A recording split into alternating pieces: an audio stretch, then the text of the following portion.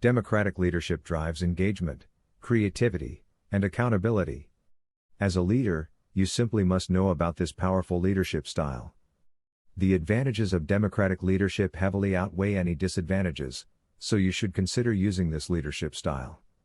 This video will explain what democratic leadership is, its core elements, examples of democratic leaders, pros and cons, and how you can improve your democratic leadership. Please like this video and subscribe to our channel. Make sure you don't miss any videos by turning on notifications as well. Based on democratic principles, democratic leadership occurs when ideas and opinions are freely exchanged within a team. Team members are considered equals and are encouraged to participate in decision-making, just as much as the leader. The democratic leader gathers input from the whole team and involves them in the decision-making process by facilitation and asking questions. This makes democratic leadership a collective type of leadership. In fact, it is often referred to as participative leadership. The team is highly empowered, but the democratic leader still makes the final decision or approves the team's decision in the end. The team embraces democratic leadership by actively contributing to and participating in these discussions. This is why the democratic leadership style works better with skilled and experienced teams that can give substantial input and contribute to decision-making. Some definitions of democratic leadership also involve a drive towards consensus, even if the leader has the final say or approval right. Democratic leadership is part of two well-known leadership styles frameworks, namely the Kurt-Lewin Leadership Framework and the 6 Leadership Styles by Daniel Goleman. The latter is more modern and has a wider array of tools. Check out our video on that framework, there's a link at the top of the screen. Let's look at the elements of democratic leadership before we move on to the pros and cons. For democratic leadership to work well, the leader needs to focus on the following elements. Knowing when to use the expertise of the team. A leader does not always know what's best. Therefore, it is crucial to involve other people with better knowledge in different fields and utilize that competence. Being a good facilitator. With proper facilitation of team discussions, each team member gets an opportunity to share ideas and opinions. Communication skills are essential to make this happen. Being respectful and open-minded. There will be ideas that the leader disagrees with, but these should still be extracted from the team. These ideas might provide additional useful perspectives as well as put new information on the table. Understanding and prioritizing ideas and information. The flood of ideas and information emerging during the participative process need to be understood and prioritized. Some ideas will be great, and some might be irrelevant, not deserving further evaluation.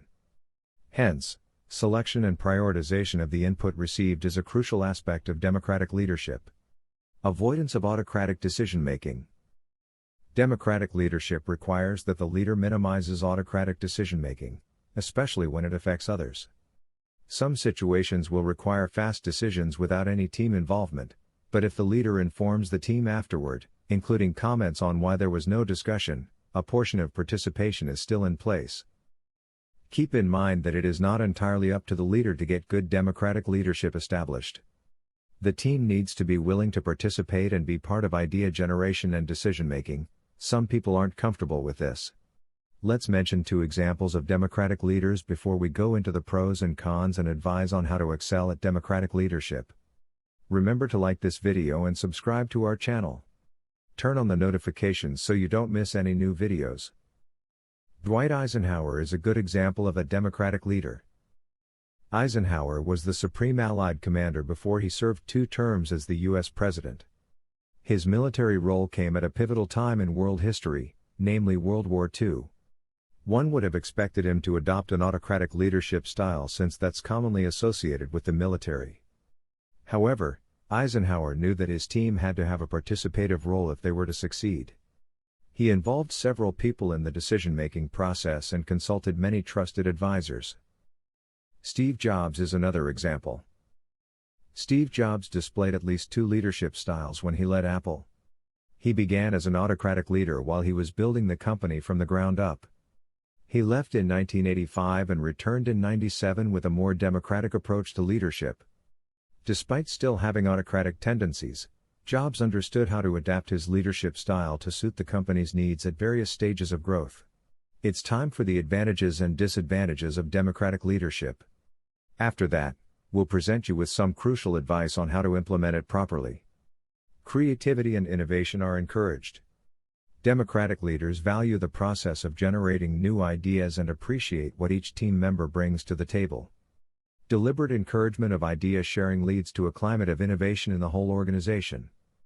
People think of increasing productivity, simplifying a process, reducing errors, solving customer needs better, new products to build, etc.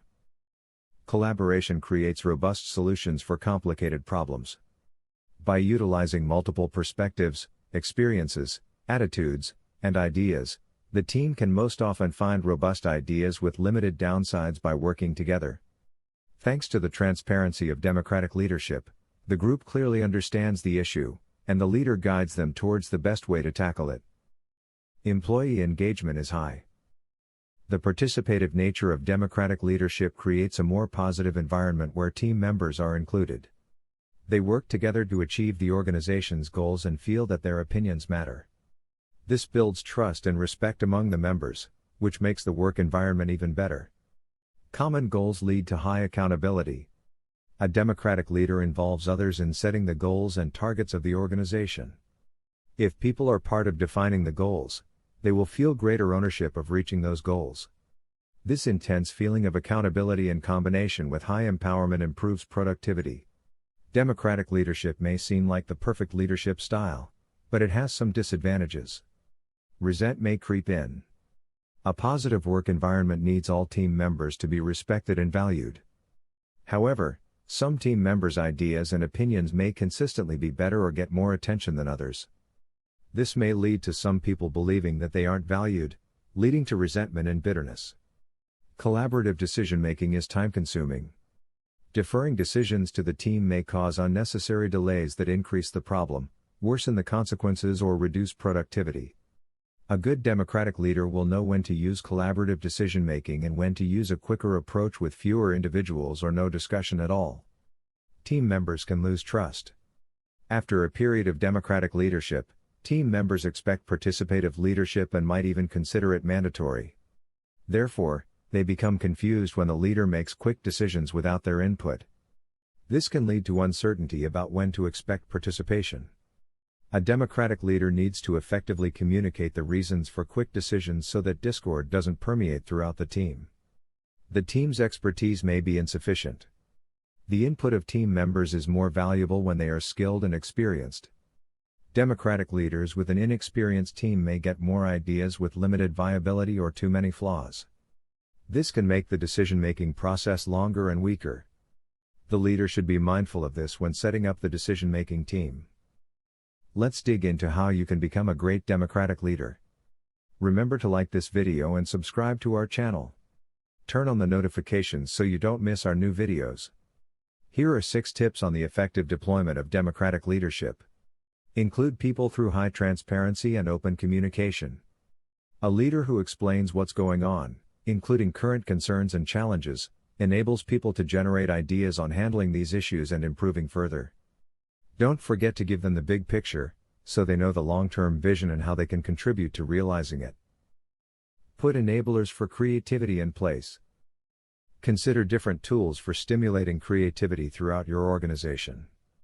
These can be as simple as gathering improvement suggestions, best idea contests, better brainstorming procedures, etc. Never mock bad ideas since it will scare people from making suggestions in the future. Deploy joint target and goal setting processes. Try letting people suggest their own targets and negotiate based on facts. Perhaps involving a larger group can help. Ask what prevents reaching higher targets and whether those barriers can be removed. Work on targets in both directions, even if this means reducing targets for an overcommitting subordinate. If you manage to do this jointly, the empowerment will be high, and the accountability will be great. Strive for, but don't require consensus. It is good if everyone agrees, but in the end, the democratic leader will need to make the final decision sometimes. Just remember to be transparent and let the team know how you think and why you made that decision. Ensure respect and commitment to execution. Do not settle for anything else than true commitment to decisions in your top team. Even if there is disagreement, Everybody needs to commit to the decision and execute as required. Don't rely solely on democratic leadership.